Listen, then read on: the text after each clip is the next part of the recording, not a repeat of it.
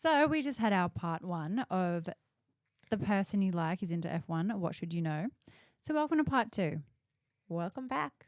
Here's Hi. your answers. How's that first date going? Did you answer any of the F1 questions? Were they impressed? Do you Were like they them? impressed by your knowledge? Are Do they they need worth more? a second are they, date? Are they? Yeah. Are they a green flag Red flag. or are they a red flag? Are they a Charles and Carlos? Feel free to. Or are they Reach a out to George us. Russell? We'll give you relationship advice beyond all of Don't. this. Please don't. So, I Probably mean, not qualified. our shared experiences, we could probably give some good advice. 100%. Yeah. If anything, hope. we could do another podcast on Relationship. dating advice. Complete opposite to F1. Yeah, total opposite. So, our first question is, why are all the cars not as fast as each other? Oof. Wouldn't we all like to know? Yeah. So, look, it does get frustrating. But yeah, every car on the grid is unique based on how the engineers have created the car themselves. You know, we've spoken about how sometimes a team will change the floor or change the wing or change the nose, and they might make the most minuscule adjustments, and these certain adjustments can change the speed of the car, as crazy as that sounds in our eyes. So yeah, the engineers interpret the rules and build the car in their own way. So this causes a lot of differences in the speed and in the race pace.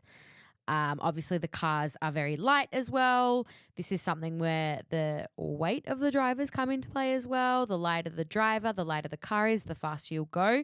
There are so many elements of it.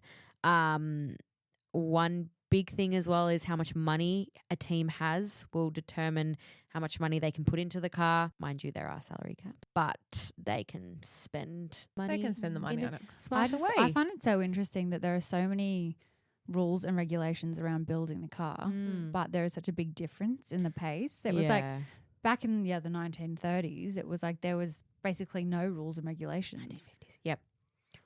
Well, yeah, Yep. yeah, true. I was trying to just Amy's like, 20 years ahead of her time. Mardos. I was saying that for effect. Yeah. But you get what I mean? Dramatic effect. Exactly. I Dramatic want to be effect. dramatic. But even they were kind of, They were more level. they were more Yeah. level and they didn't have the same regulations. Yeah. Whereas Yeah. now they all have It also hectic depends- regulations. Yeah. But It depends on the driver as well. So currently, Red Bull, Max Verstappen, and Sergio Perez, exact same car, two complete different drivers. Yeah. So that is a big pull of that as well.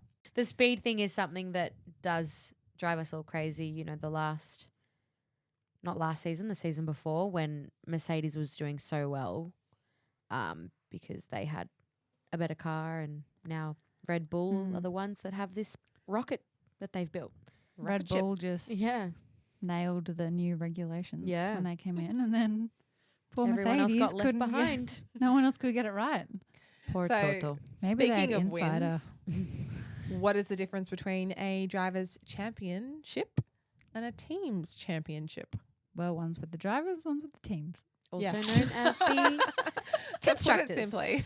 Also known as Yeah. the constructors. That's actually a really Championship. good point, that Mm. it is referred to as a constructors championship. And you'll probably hear us say it a lot over the podcast. Constructors. So yeah, Constructors. constructors. Are we saying that right now? Constructors. So essentially, someone's going to win. So at the moment in the 2023 season, Max Verstappen, unless something very dramatic was to happen, he's going to win the Drivers' Championship.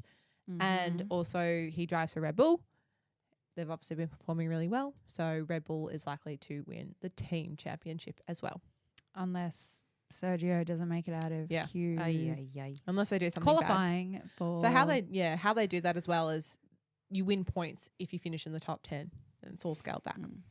So you got to be in the points you got to be in the top 10 to get points to put that towards your individual championship and your team championship. And Which then the is- yeah. sprint races, the sprint weekends give smaller points. Yeah. as So- well. Which is also as well that fight for top 10. You know, you'll see a fight for that 10th position. in race weekends. And I think that's why people never really talk about the back end of the grid unless they're talking about someone that they're frustrated, because you kind of forget that they're there. Yeah. But then also, which sounds really mean, but it just happens. And if you're watching like the F1 broadcast, obviously at the moment they're filming Max. They're not really filming Max because he's so far out in front of everyone. So they are focusing on a little bit more of the back of the grid. It just sort of depends what's happening. Yeah. Well, they're showing so much of the midfield and like what's going on there. Because I mean, imagine if they just showed like Max going around the track by himself. And he's winning by They would lose 30 viewership. seconds. Yeah. He just 100%. waves out the window, I'm surprised he hasn't done that. Wave going around. basically. Next question. Where are the night races in Formula One? I love a good night race. I love a night race. One day, I'm manifesting it for us. We will be going. Night race. Yes. We're going to go. Which one? Let's state them first. Singapore. I think Singapore is like the best one we can. Yep. I think it's the most known. Yeah. Yeah. Oh, and Singapore. I mean, Singapore's Saudi already Arabia, a I'd love hoot. to go to as well. Yeah. Saudi. And then Bahrain is also a fantastic night race. Oh, Vegas, guys. Come But on. Vegas. So Vegas new is though. starting 2023. It'll be interesting though, straight race. I mean, I feel bad for any residents in Vegas. Here's a What a shit show for them, but- $1,500. Yeah. Yeah. Whatever it is. Interesting, but No, I that's think going to be a fan. yeah, Singapore would be just. It's just yeah. iconic. Singapore's already incredible as it is. I was actually in Singapore last year when the F1 was on. And it's yep. And that was just a fluke because we were coming home and we had like 24 hours in Singapore, which I adore Singapore, on a side note. And it just so happened to coincide with the Formula One. And yeah, the city is just buzzing. city's already incredible as it is, but then during it's buzzing. And there's always chatter about if there will be other F1 tracks that would turn into a night track. I know there's been a lot of conversation about turning Melbourne into a night track. It wouldn't work with Melbourne because we don't have the infrastructure to put on around Albert Park to have all those lights. I also think where the Melbourne track is positioned, you going around a lake with the city in the background, the beach on the other side. I think it's too special. Like you need that during the day. Yeah. Depends on the city. But they're the current night races in the F1. Yep. Next question. Amy, who is the FIA? Well, when I think the FIA is when characters in Game of Thrones walk into the big grand room with a long timber table and have all these really terrifying looking men sitting around it with their arms crossed just staring at you. That's what I picture as the FIA. Do you picture like the FIA like all wearing hats as well? No, I Like kind of with picture horns. I don't know. I haven't seen Game of Thrones. With horns. They're Vikings. The people. Oh yeah, am I just thinking Vikings? But then I actually kind of picture like Harry Potter characters for some reason. It's like a Game of Thrones like visual, but then Harry Like Potter characters. The Death Eaters? Yeah. Okay, the FIA is not that mean. I'm sure they're lovely men, women, people. I'm sure they're lovely people, but they are the governing body of motorsport, and the FIA just ensure that that everything is fair and properly regulated, and all above safety is, that's Top did priority. Not make sense. And they want to make sure that safety is top priority. Simple as that. So the F1 government, pretty much. Yeah, and So this is is trying to compare it. one thing to remember, that the FIA is actually across all motorsport and not just the F1. So if you actually go onto their website, you can have a look at anything and everything you want. F1, MotoGP. There you go. Have a good time. They just want to keep you guys safe. They do promote road safety quite a bit as well around the world. They're quite big on that, which is Also, understanding. But then fun fact, so they might actually be bringing back the radio between, they might be broadcasting the FIA radio again. If we can remember from that infamous race between Lewis Hamilton and Max Verstappen. Yeah, between Toto and Michael Massey. I say bring it back. Interesting. Yeah, bring it I want to listen. Yeah. The infamous radio between him and Toto. Oh. You can Google that one. It's a good one to listen to. It's very funny. But yeah, that might be coming back. Bring it back. Now, how many drivers are there? on a grid. Very There are simple. 20 drivers on the grid. You can go back and listen to, I think, our first mini. We sort of went into detail who is driving for what teams. But it is important to know, which kind of leads us into our next question. All the teams have reserve drivers. So, Elle, what do reserve drivers actually do in the F1? They sit and they wait for someone to get injured or sick so they can drive. But they go on the simulator after every practice session. Yeah, they also test the cars for the drivers. They test wheels. They might be competing in F2 as well, so they're always getting the practice up. But yeah, essentially they're there just to be the alternative driver in case the primary driver of the team cannot compete or is not prepared, injury, like I said, sick, all sorts of things. So they are also given a flat salary to be a reserve driver. So an example of that was when Daniel Ricciardo was essentially booted out, for better term, not really good English. We'll keep going. For lack of a better term, yeah, that is what I was trying to say. Thank you very much. He obviously then became the reserve driver at Red Bull, and he was paid 20 million euros to be reserve driver in the 2023 season. Obviously, he has now jumped back in an F1 car with Alpine. So AlphaTauri, sorry. Yes, he has jumped back in with AlphaTauri. I have Alpine at the top of my mind. I'm not sure why. They have not much to think about. Anyway, he will be getting paid a flat fee by them.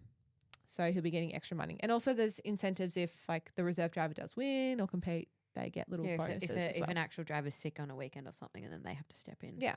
So it's not a bad position to be in. No. And it's a great way. It's a lot of money without the pressure. Yeah. And it's a good gateway into being formally on the grid. But it can go south. We saw that with obviously Nick De Vries and Mick Schumacher, no longer on the F1 grid, but they did get that chance. Speaking of Schumacher, what happened to Michael Schumacher and who is he? Who wants to take this one off? Because this is a big one. You go. Oh, gosh. Michael Schumacher is a 7-time F1 world champion. He is definitely one of the, I would say, if not the greatest. Yeah. I think even people that don't know about Formula One know who you know Michael the Schumacher name. is. I feel like anyone knows the name. Yeah. But he was, I get kind of like emotional. I'm like, yeah. He had a life-changing ski accident about 9 years ago, and he suffered life-changing injuries when he went off the ski track and hit his head on a boulder while skiing in the French Alps with his son Mick, who was 14 at the time. And this was in December 2013. Since that accident, it's never actually been confirmed what his health state is. There's lots of speculation. No one has actually seen Michael Schumacher since the accident, which is very sad. His wife, Karina, she cares for him, and they have a very beautiful relationship, which is nicely highlighted in the Schumacher documentary. But yeah, it's very shrouded in secrecy. He was actually, whilst he was competing, famous for knowing that he hated media. Yeah, hated the spotlight. Hated it. So, and that's something that I respect so much, because I know there has been people that have come out and, you know, said like, why won't they just tell us what's going on? But I know there's something I spoke about with my mum, and I just really respect that Karina, his wife, because I think she's the one that's kind of making decisions, has just said it's our life and we're gonna they're more than entitled to keep whatever they want private. And I think she said this is what he would want. Which obviously those words, there's speculation with that, but very sad. Obviously a legend of a driver, and was very, very competitive with Ayrton Senna. They had quite the rivalry going on. Yeah. So. And it's really beautiful to see. I mean, Mick's not racing this year, but seeing him in the sport and just thinking like how proud his dad would be. And I'm really hoping he comes back next year. It was really great seeing, obviously, retired F1 driver now, Seb Vettel. He competed with Michael Schumacher, and then he got to compete with his son, Mick Schumacher, which I think is a nice little moment. Yeah, Yeah. definitely. Yeah. Nice seeing that. They have a great relationship. Yeah. Now, the next question here is, what happened to Niki Lauda? And is the Chris Hemsworth movie based on him real? So, yes. Yes, it very much is real. I would like to clarify that Chris Hemsworth does not play Niki Lauda. Plays his rival. Plays his rival, James Hunt, who they say that they actually weren't. They were actually friends, not rivalries. Oh. Apparently, they were Rivals, like really yeah. good friends. Rivals. Well, I guess Rivals? that's kind of like all the F1 drivers. Like they're all kind of friends, but then they also have little moments where they clash and they get frustrated with each other. Yeah. That's sport. So, Yeah, so they were friends from the Formula 3, so they saw their way up. yeah. Niki Lauda actually bought his way into the sport. Mm. Very wealthy guy, so money wins. That shows how that happens. Money wins. Money wins. But yes, he had a very horrible accident, which he actually survived. His, I don't know how to describe this. His face kind of burnt off. Well, I think he sustained burns As to a it. burn victim. Yeah, it was quite bad, but he came back. Yeah. He came back to the sport and Good on competed. him. Yeah, Nikki, like we mentioned before about Alain Prost, Nikki was a big part of the sport even afterwards. You'd always see him around at races, and he actually passed away in 2019. So He had Max Verstappen energy. Very did. like serious, Yes. straight and narrowed. Toto Wolff always talks about how if you got in the car with Niki Lauda, Niki had to control the volume of the car, Yeah. like everything would be like, no. Anyway. Great also guy. Austrian. There you go. Now we've got 2 more questions before we finish off this lovely little episode. Mhm. Who wants to take this one off of which Formula 1 driver has had the most podium finishes? Yes, the most podium finishes. So only 6 drivers in the history of F1 have achieved 100 podium finishes. So Lewis Hamilton actually holds the record for the most Formula 1 finishes. So he's actually finished top 3 on almost 200 occasions thus far. Mind you, Insane. he's still racing. Insane. That is a lot. Hasn't got a contract after 2023, but hopefully we'll have some answers soon. But he set a new record for most podium finishes at the 2020 Spanish Grand Prix, where he actually overtook Michael Schumacher's former record. So Michael Schumacher's former record was 155 top 3 appearances. So we've actually got a little list here. Some great names that we've mentioned. So obviously we have Lewis Hamilton. He's had 194 podium finishes, followed by Michael Schumacher, 155. Then we have Sebastian Vettel, 122. Alain Prost has had 106 podium finishes. Fernando Alonso, 144. And Kimi Räikkönen, we miss you, Kimi, and your energy. He's had 103 podium finishes. He was great, Kimi Räikkönen. Oh, Kimmy. What a we love you, time. And you Kimi. know what? That takes us so well into To the next question. the next question of why Yes. is Monaco so famous? Oh, And don't we love Monaco? In my opinion, the best part of Monaco was when Kimi was racing, crashed his car, got out of the car, and just walked onto his yacht and started drinking champagne. We refer to this a lot We on do. the podcast. But if that does not describe Monaco, No. then Yeah. I don't know what else does. And this yacht, hundreds of millions, champagne, probably $1,000 bottle of champagne. Who knows? It's very much not just a race, but it's known for its like glamour and status. It's like Yes. you've kind of got to be someone to be at that Grand Prix. Yes. Well, to even, a lot of these drivers live in Monaco as well. They're all base X. Yeah, It's very majority of them central. do. It's a bit of a tax haven for very wealthy people. I mean, so many athletes live in Monaco Yeah. as well. You know, I think Djokovic, Federer. Well, to live there, you have to have 500 $1,000 in your million. bank account or something? Not 500 million, yeah, 500,000 Yeah, something euro like that. in your bank account. Which you Which can't is spend. That's just That gotta has sit to there, be sitting there Yeah. at all times.